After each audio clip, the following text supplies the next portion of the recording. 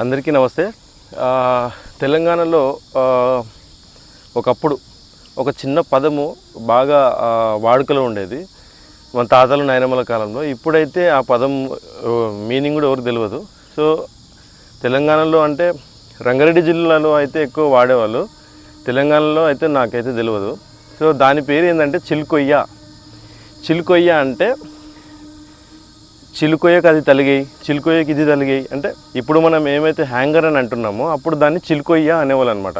అంటే వాళ్ళప్పుడు చిలుకొయ్య అంటే చిలుకొయ్య అంటే శిల కొయ్య అంటే కొయ్య అంటే కొచ్చగా మీన్స్ అంటే షార్ప్ అనమాట. కొయ్య అంటే షార్ప్, శిల మీన్స్ శిల అంటే రాయి, శుభ్రగా అంటే షార్ప్గా ఉన్న రాయిని గోడలో కొట్టి ఇల్లు కట్టేటప్పుడు గోడలో కొట్టి అట్లనే ఫిక్స్ చేసేవాళ్ళు అనమాట. దానికి అన్నం తలిగేసేవాళ్ళు, పెరుగు తలిగేసేవాళ్ళు, రొట్టెలు ఒక బాక్స్లో కట్టి పైన తలిగేసేవాళ్ళు, లేదంటే హ్యాంగర్ షర్ట్లు ప్యాంట్లు ఇంకా హ్యాంగింగ్ చేసేవి ఏవైతే ఉన్నాయో అప్పట్లో హ్యాంగింగ్ చేసే ఏవైతే ఉన్నాయో అన్నిటినీ దానికి వేసుకునేవారు. సో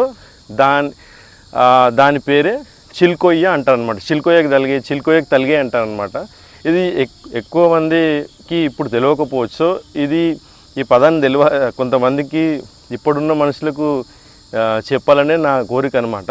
సో చిలుకొయ్య అంటే గుర్తుపెట్టుకోండి, శిల కొయ్య, షార్ప్గా ఉన్న ఒక రాయిని ఇల్లు కట్టేటప్పుడే గోడలో ఫిక్స్ చేసి దాన్ని హ్యాంగర్ లాగా వాడుకునేవారు. దాన్నే చిలుకొయ్య అని అనేవాళ్ళు.